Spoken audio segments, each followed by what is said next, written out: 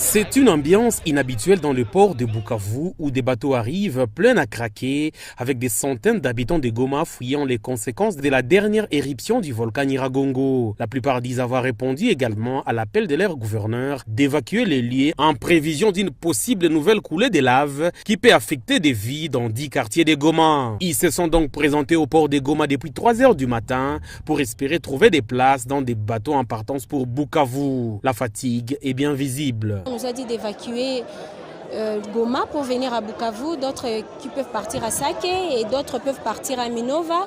Et c'est comme ça on est là. C'était à 1 h qu'on a reçu ce message et on s'est déplacé à 3 h pour arriver au port. Vraiment, on n'a pas eu ce temps-là de s'apprêter.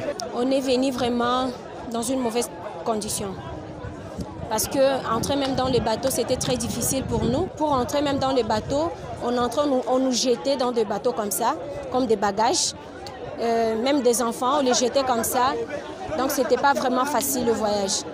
Mais on rend grâce à Dieu comme on est là. On n'a pas où aller. Je ne connais personne ici, mais je ne sais pas comment dire.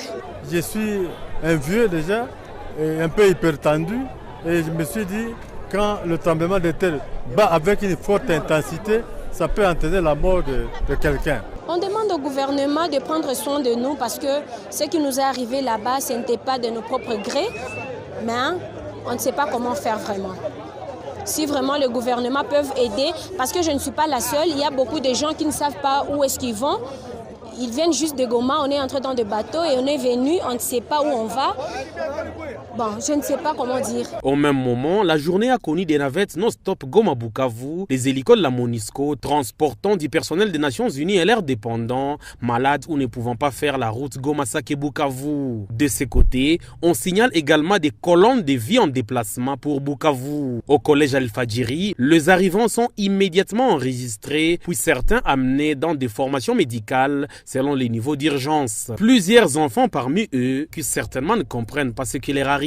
Toute la journée, l'attention est orientée vers le cabinet du gouverneur du Sud Kivu où des mesures sont attendues pour contenir ses frères et sœurs dont certains ne disposent même pas de familles d'accueil pour les héberger. Des réunions d'urgence se succèdent autour du gouverneur pour organiser l'accueil et identifier des besoins sociaux de base. En attendant, de déplacer ont besoin de tout.